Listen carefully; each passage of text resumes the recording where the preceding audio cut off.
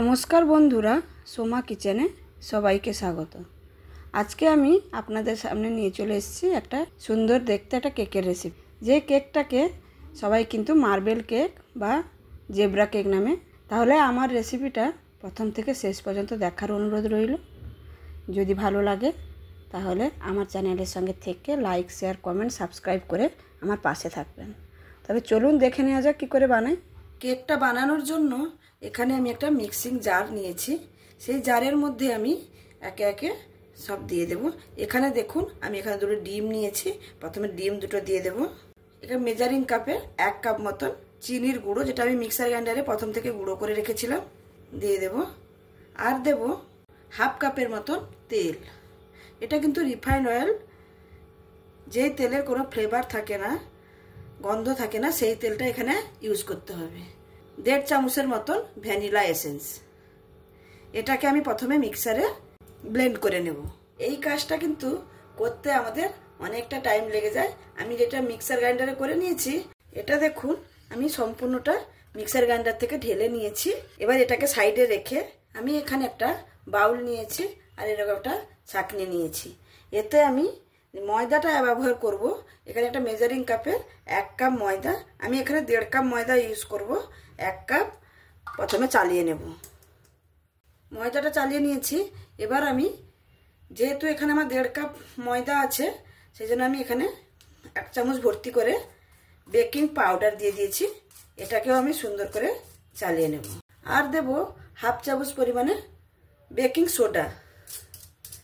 এটা সবসময় ধ্যান রাখতে হবে যে বেকিং পাউডারটা যতটা দেবেন, বেকিং সোডা তার অর্ধেক দিতে হবে। আমি সবগুলো মিক্স করে নিয়েছি। এবার এটাকে আমি প্রথম যে ব্যাটারটা তৈরি করে রেখেছি তার সঙ্গে মিক্স করব। প্রথমের ব্যাটারটা আমি এখানে নিয়ে নিয়েছি। এবার আমি ময়দা যেটা চালিয়ে রেখেছি সেটা আমি অল্প অল্প পরিমাণে এখানে দিয়ে মিক্স করতে থাকব।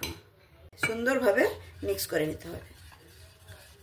দেখুন আমার ব্যাটারটা এখানে কিন্তু শক্ত হয়ে গেছে। আমি এখানে কি করব, রুম টেম্পারেচারে রাখা আমি দুধ নিয়েছি। এই দুধটা অল্প অল্প করে এখানে দিয়ে ব্যাটারটাকে তৈরি করে নেব। এখানে কিন্তু প্রত্যেকটা জিনিস রুম টেম্পারেচারে রেখেই কেকটা বানাতে হবে।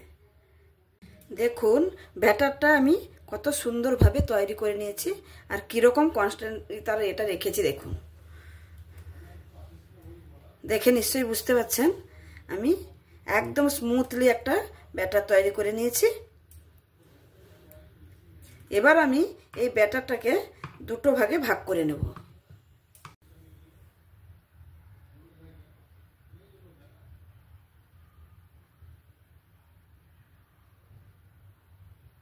দেখুন আমি এখানে ব্যাটার দুটো সমান ভাগে ভাগ করে নিয়েছি।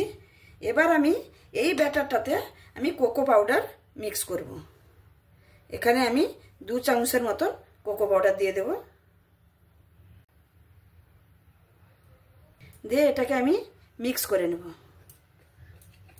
এখানে দেখুন আমার দুটো ব্যাটারই রেডি। এবার আমি যেটাতে কেক বানাবো সেইটাকে রেডি করে নেব। আমি এখানে দেখুন এরকম একটা সিলভারের বাটি নিয়েছি। আপনারা চাইলে কেক টিনও নিতে পারেন। আমার কাছে এত বড় সাইজের কেক টিন ছিল না বলে আমি এরকম একটা বাটি নিয়েছি। এটাতে কি করব, আমি প্রথমে একটু তেল লাগিয়ে নেব। তেলটা আমার এখানে পুরোটা লাগানো হয়ে গেছে। এবার আমি এখানে একটা বাটার পেপার কেটে রেখেছি, এরই মাপ করে এটা আমি এখানে বসিয়ে দেব। দিয়ে এর উপরেও আমি আবার তেল একটু ব্রাশ করে নেব।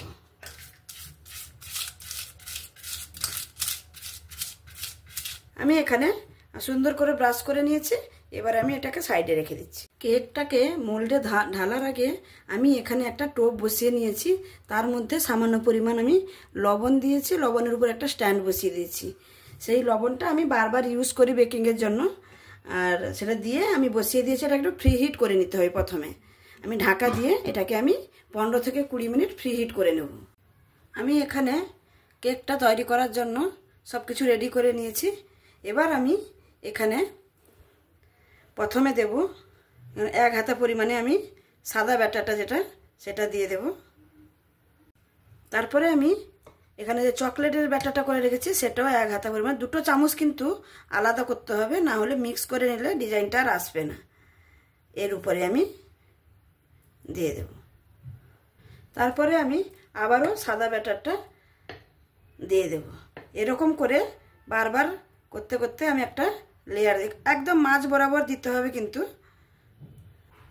1 হাতা দিলাম। আবার এরপরে আমি চকলেটের ব্যাটারটা 1 হাতা দেব, ঠিক মাঝ বরাবর। এটা দিতে দিতে মাঝখানে একবার এরকম ট্যাপ করে নিতে হবে, যাতে এর মধ্যে যদি কোনো হাওয়া থেকে যায় তাহলে সেটা বেরিয়ে যাবে।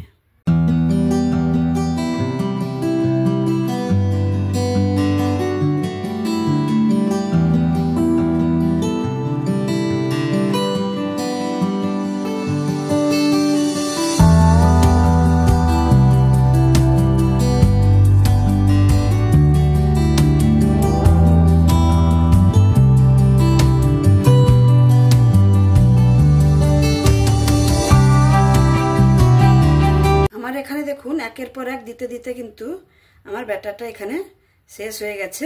এটা লাস্ট, পুরো ব্যাটারটা আমার এখানে দিয়ে দেওয়া হয়ে গেল। দেখতেই পাচ্ছেন কত সুন্দর একটা ডিজাইন এসছে। এবার আমি এখানে একটা ডিজাইন বানিয়ে নেব। দেখুন এরকম বাইরে থেকে ভেতরের দিকে আমি একটা ডিজাইন বানিয়ে নেব।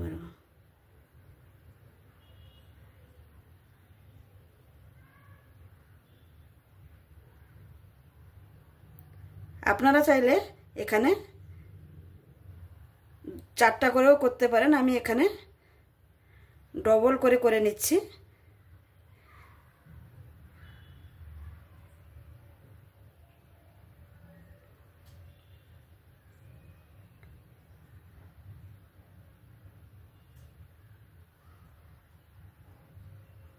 দেখুন এখানে একটা কত সুন্দর একটা ডিজাইন হয়ে গেল। এবার আমি এটাকে স্টিমে বসিয়ে দেব। এবার আমি ঢাকনাটা খুলে, এটা স্টিম হয়ে গেছে একদম 15 থেকে 20 মিনিট আমার হয়ে গেছে। এবার আমি কেক টিনটা এর মধ্যে বসিয়ে দেব। একটু সাবধানে বসিয়ে নিতে হবে।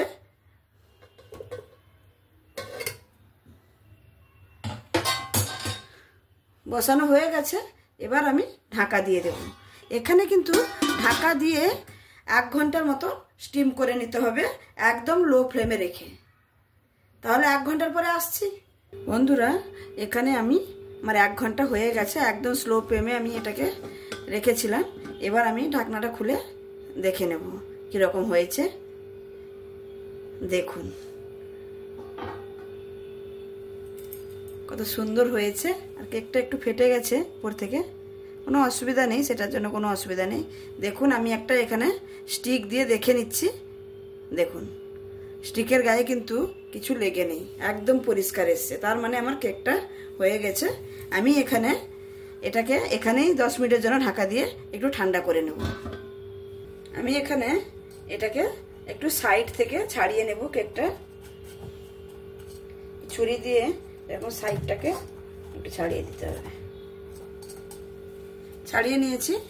এবার আমি একটা প্লেট এরকম উপরে দিয়ে এটাকে আমি উল্টে নেব। আমি এখানে উল্টে নিয়েছি, এর উপরে আমি আবার একটা প্লেট দিয়ে আবার কেকটাকে আমি সোজা করে নেব।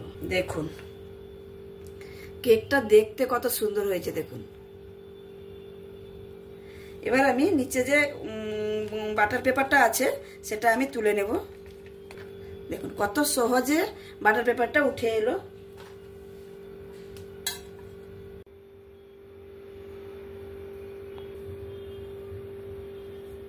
তাহলে এবার কেকটা কেটে দেখার পালা।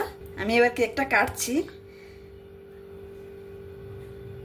দেখুন কেকটা দেখুন কত সুন্দর হয়েছে আর কতটা সফট হয়েছে দেখুন, আর ডিজাইনটা কত সুন্দর এসছে দেখুন। এই জন্য এই কেকটাকে জেব্রা কেক বা মার্বেল কেকও বলা হয়।